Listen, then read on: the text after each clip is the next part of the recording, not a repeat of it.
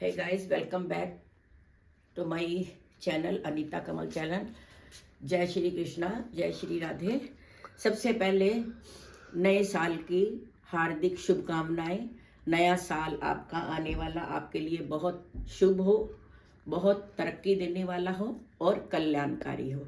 तो गाइज आज के इस व्लॉग में, क्योंकि 10वीं के पेपर होने वाले हैं शुरू, और 10वीं के लिए हम कुछ लेकर आए हैं, क्योंकि मैं हिंदी की प्रोफेसर रह चुकी हूँ और मुझे जो है पीएचडी मैंने हिंदी में की हुई है। तो मुझे लगा कि इधर एक दो ब्लॉग ऐसे बनाने चाहिए जिससे कि 10वीं के बच्चों को ग्रामर में कुछ हेल्प मिल सके। तो आज हम 10वीं कक्षा के बच्चों के लिए लेकर आए हैं अलंकार। अलंकार आज हम 10वीं कक्षा में जो कोर्स ए में सीबीएसई का सिलेबस है उसमें है अलंकार। तो हम 10वीं के बच्चों के लिए आज लेकर आए हैं अलंकार, ताकि उनकी परीक्षाएं नज़दीक हैं तो उनकी जो है दोहराई भी हो सके और उनको अच्छी तरह थोड़ा सा पता भी चल सके। जो बच्चे थोड़े से पढ़ाई में वीक हैं उनको सहायता मिल सकेगी, और जो बच्चे अच्छे हैं उनके लिए तो ये एक तरह की दोहराई होगी। तो सबसे पहले हमने लिए हैं अलंकार। सबसे पहले हमारी आती है अलंकार की परिभाषा कि अलंकार कहते किसे हैं। अलंकार शब्द जो है दो शब्दों से मिलकर बना है, अलम और कार। अलम, अलम मतलब आभूषण, और कार मीन्स करना, सजाना, अर्थात आभूषणों को सजाना। हमारे प्राचीन काल से ही मानव समाज को क्या होता है, सुंदर सजने की, संवरने की आदत रही है। खासकर स्त्रियों को तो खासकर अपने आप को आभूषणों से सजाना, अपने आप को तैयार करना जिससे कि सुंदर लगे। उसी प्रकार कविता में भी कविता की शोभा को बढ़ाने के लिए उसमें हम अलंकारों का प्रयोग करते हैं, ताकि जो कविता की भाषा है, साहित्य है, वो समृद्ध होने के साथ साथ प्रभावशाली भी रहे। तो कविता को सजाने के लिए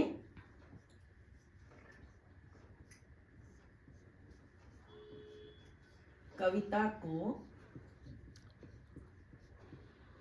सजाने के लिए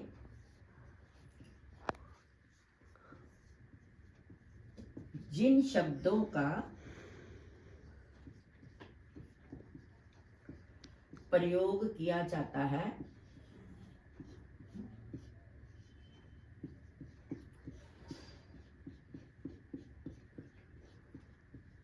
उन्हें हम अलंकार कहते हैं।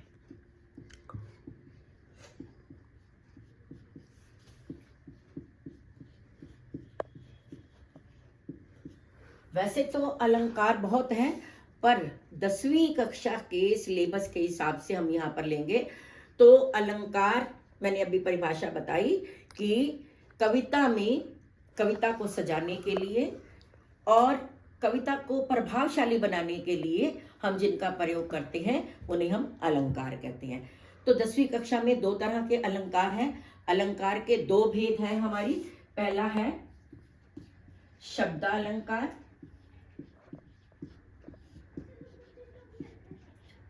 और दूसरा है हमारा अर्थालंकार।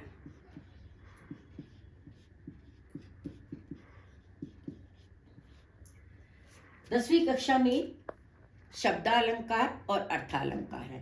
शब्दालंकार होता है जहां पर केवल शब्दों की विशेषता होती है, शब्दों का प्रभाव होता है।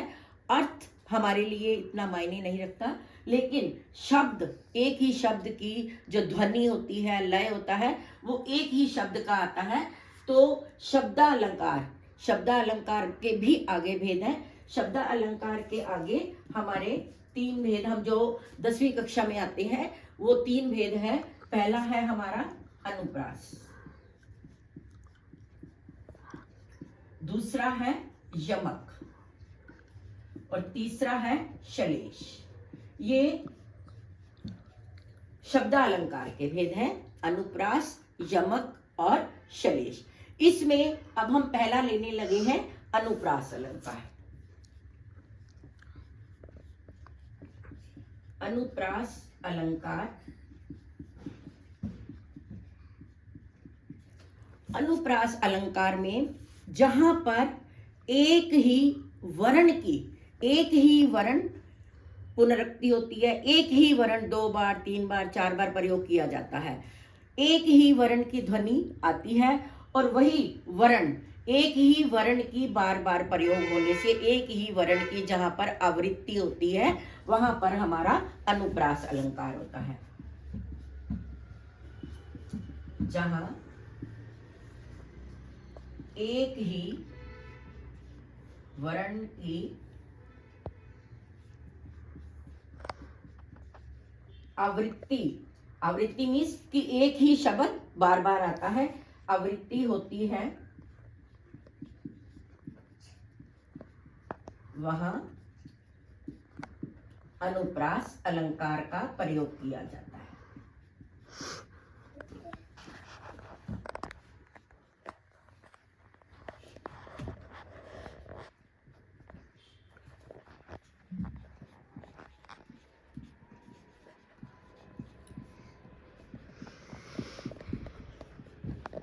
अब इसके हम उदाहरण दिखाते हैं आपको।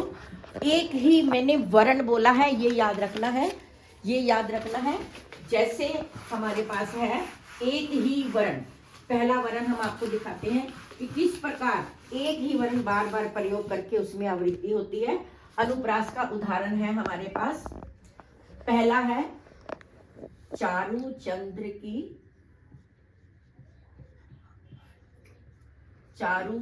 की चंचल किरणें,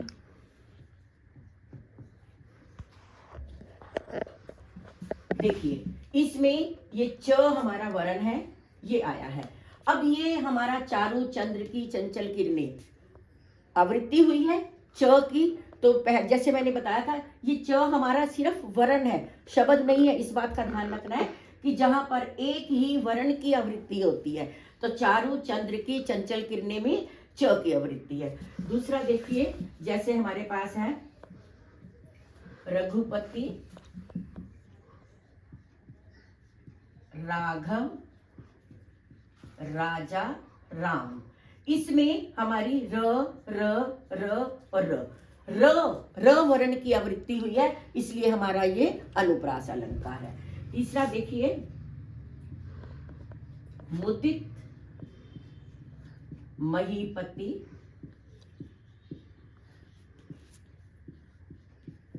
मंदर आए,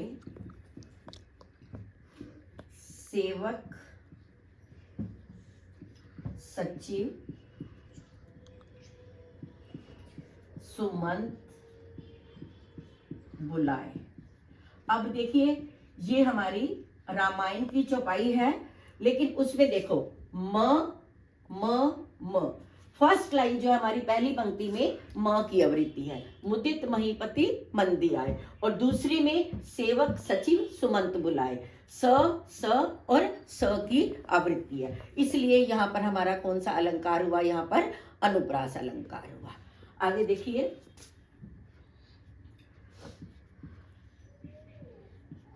काली घटा का घमंड घटा।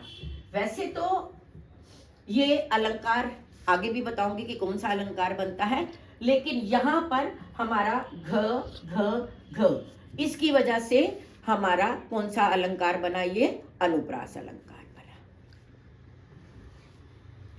इसी तरह अन्य आप देख सकते हैं कि जहां पर भी किसी एक ही वर्ण की आवृत्ति होगी वहां पर हमारा अनुप्रास अलंकार होगा।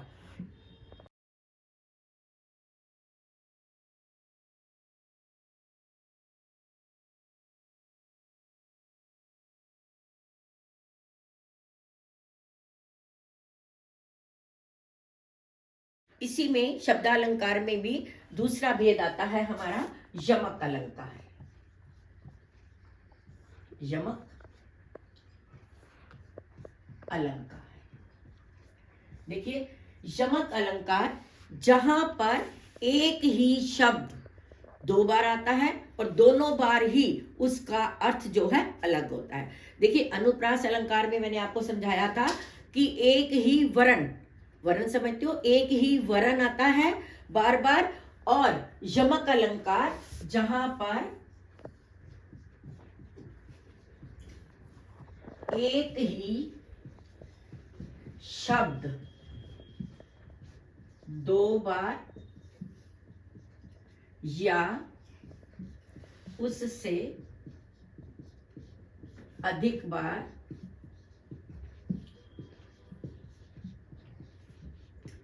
प्रयोग किया जाता है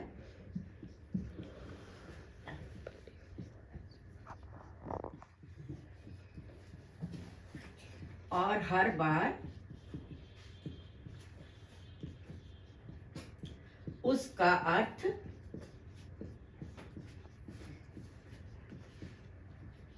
अलग होता है।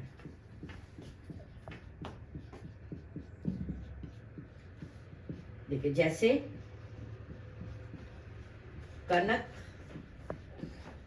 कनक ते 100 गुना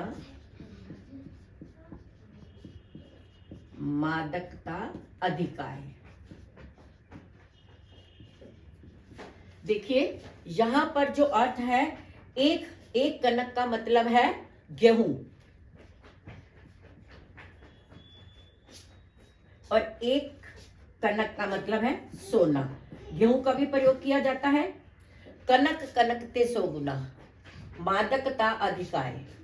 एक कनक गेहूं भी होता है, और एक कनक यहां पर हम लगाएंगे धतूरा, जो एक नशीला पदार्थ होता है। कनक कनकते 100 गुना, इसका मतलब सोना। सोना नींद वाला सोना नहीं, जो आभूषण जिसके बनते हैं और हम पहनते हैं, जिसको लिखा है कि कनक कनकते 100 गुना मादकता अधिकाय।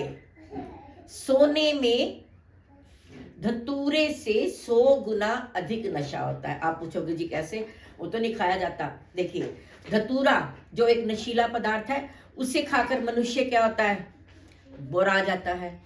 और सोना, जिसके पास बहुत अधिक सोना होगा, लदी फदी जो स्त्री बाहर निकलेगी ना, वो भी पगला जाएगी, देखो मेरे पास इतना है, उसका भी शौक ज्यादा होगा। तो सोने में धतूरे से 100 गुना अधिक नशा है। इसे खाकर मनुष्य पागल होता है और उसे पहनकर मनुष्य पागल हो जाता है। अभी मैंने आपको अनुप्रास में बताया था कि काली घटा का घमंड घटा, मैंने अनुप्रास में भी बताया था। और दूसरा यहां पर लगेगा, देखिए, काली घटा का घमंड घटा। अब यहां पर आप कहोगे जी अनुप्रास में भी बताया था, अनुप्रास में मैंने घ की आवृत्ति करवाई थी, लेकिन यमक में काली घटा घमंड घटा। अब देखिए, काली घटा का मतलब है कि जब बादल छा जाते हैं, बादल छाते हैं, और उसके बाद बादल क्या होते हैं, जब काले बादल होते हैं तो नीचे नीचे दिखाई देते हैं। लेकिन जब वर्षा हो जाती है, वर्षा होने के बाद बादल फिर ऊपर की ओर चले जाते हैं। तो वर्षा होने के बाद काली घटाओं का जो घमंड था वह कम हो गया। यहाँ काली घटाएं बादल के लिए प्रयोग हुआ, और घमंड घटा का मतलब कम होना। काली घटा मतलब बादल, और घमंड घटा होना कम हो जाना। तीसरा देखिए, जो बच्चे ज्यादा आसानी से नहीं याद कर पाते, एक लाइन तो बड़ी जल्दी से याद कर लेंगे। थोड़े से जो ढीले बच्चे होते हैं कि जिनको पास मार्क्स लेने हैं, हे जगदीश जगदीश पर दया कीजिए।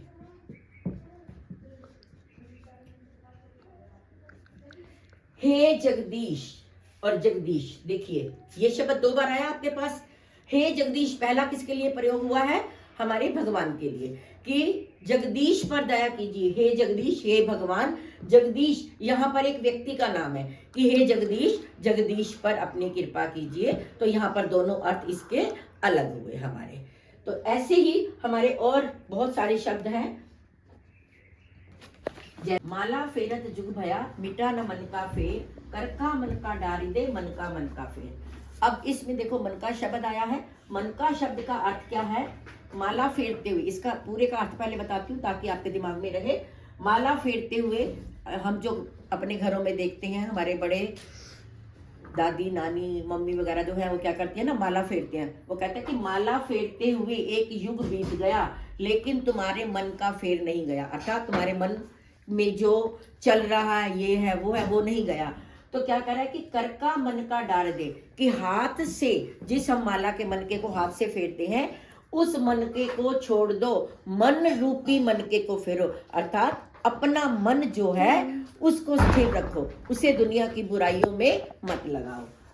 सजना है मुझे सजना, ये मैंने पहले भी बताया, जैसे मैंने पहले बताया था, हे जगदीश जगदीश पर दया कीजिए। ऐसे ही ये आसान सा है, अगर याद नहीं रहता तो ये तो बहुत याद रहेगा। सजना है मुझे, सजना के लिए, एक सजना का अर्थ है तैयार होना, कि मुझे सजना प्रियतम पति के लिए, कि मुझे सजना के लिए सजना है।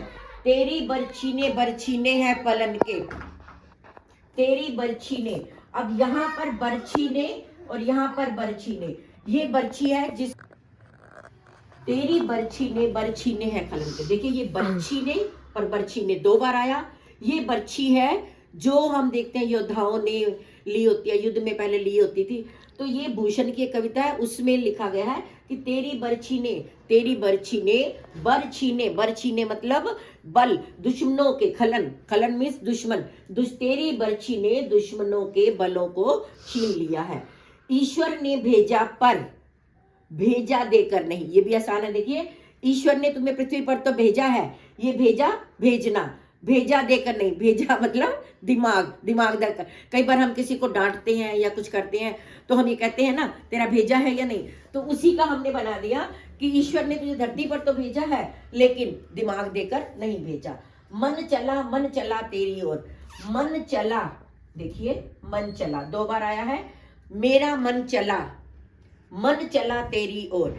मन चला, एक मन चला होता है कि किसी के प्रति बहुत आसक्त हो जाते हैं हम, तो हम उसे मन चला कहते हैं। देखो ये कितना मन चला है, तो मेरा मन उस मन चले की ओर चल गया। तो मैंने अभी आपको यमक करवाया कि यमक अलंकार में एक ही शब्द की आवृत्ति होती है और उसका अर्थ क्या होता है, अलग होता है, दोनों बार अलग होता है। तीसरा है हमारा श्लेष अलंकार। इसी शब्दालंकार में अलंकार में तीसरा आता है हमारा श्लेष अलंकार, जहां पर एक ही शब्द की पुनरावृत्ति होती है और अर्थ हर बार अलग होता है। या यूं हम कह सकते हैं कि शब्द एक होता है, उसका जो है प्रभाव अलग अलग होता है। जैसे हमारे पास है, देखिए, रहीमन पानी राखिए, बिन पानी सब सून, बिन पानी सब सून, पानी गए न उबरे,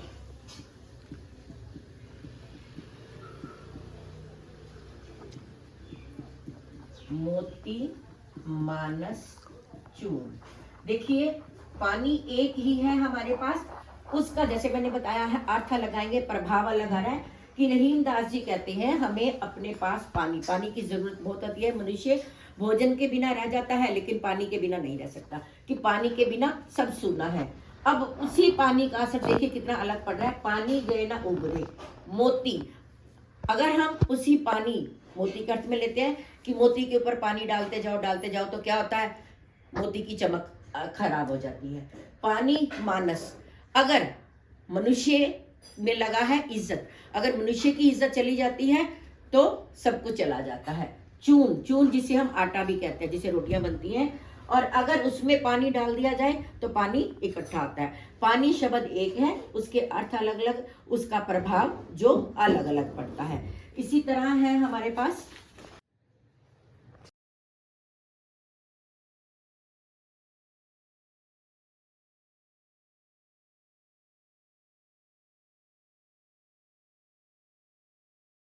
सुबरन को ढूंढत कवि व्याभिचारी चोर। यहाँ सुबरन हमारा एक है, जैसे मैंने पानी का बताया आपको। यहाँ पर कवि व्याभिचारी चोर, सुबरन कवि के लिए क्या है, अच्छे शब्द, सुबरन अच्छे शब्द, व्याभिचारी सुबरन सुंदर शरीर, चोर सुबरन सोना। कि सुबरन शब्द एक है, देखो अर्थ लगा रहे हैं कि कवि अच्छे वचनों को ढूंढता है, व्याभिचारी अच्छे शरीर को ढूंढता है, और चोर सोना उसे मिलेगा तो उसकी इनकम होगी, बेचेगा और खाएगा। इसी तरह अगला देखो, मधुबन की छाती को देखो सूखी कितनी इसकी गलियां। यहाँ पर हमने पूरे का अर्थ लिया है कि एक तो साधारण अर्थ हमारा क्या लिखता है कि बाग में देखो, मधुबन में देखो, रोज कितनी कलियां सूख जाती हैं। और दूसरा अर्थ उसमें क्या ले रहे हैं कि इस संसार रूपी मधुबन को देखो, ये सारा संसार क्या है, मधुबन है, और कितने ही इसमें ऐसी कलियां हैं, अर्थात जो अपनी किशोर अवस्था को भी पूरी पार नहीं कर पाती और मृत्यु को प्राप्त हो जाते हैं। कितने ऐसे बालक हैं जो मृत्यु को प्राप्त हो जाते हैं। तो मधुबन की साधारण अर्थ में एक बाग और दूसरे अर्थ में इस संसार रूपी मधुबन में रोजाना कितनी कलियां असमय में ही मौत को प्राप्त हो जाती हैं। तो अभी मैंने आपको आज शब्दालंकार करवाया। शब्दालंकार के 3 भेद बताए मैंने, अनुप्रास, यमक और श्लेष।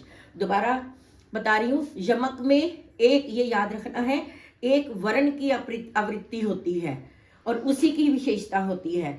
और यमक अलंकार में 2 शब्द होते हैं, वर्ण नहीं शब्द होते हैं, और दोनों शब्दों के अर्थ अलग अलग होते हैं। और श्लेष अलंकार मैंने बताया आपको कि श्लेष अलंकार में शब्द एक होता है, उसके प्रभाव अलग होते हैं, उसके अर्थ अलग होते हैं। तो आज हमारा जो आया था शब्द अलंकार किया है, हम अगले ब्लॉग में आप अर्थालंकार करवाएंगे। और आशा करती हूँ कि ये 10वीं के बच्चों के लिए, जिन घरों में भी पेरेंट्स देखते हैं कि हमारे घर में 10वीं का बच्चा है, उसको ये ज़रूर दिखाएंगे। आशा है ये पसंद आया होगा, और अगर यही हम आगे निरंतर आपको दिखाते रहें ऐसा आपके बच्चों के बेनिफिट के लिए, तो प्लीज़ चैनल को सब्सक्राइब कीजिए, लाइक कीजिए और शेयर कीजिए। जय श्री कृष्ण।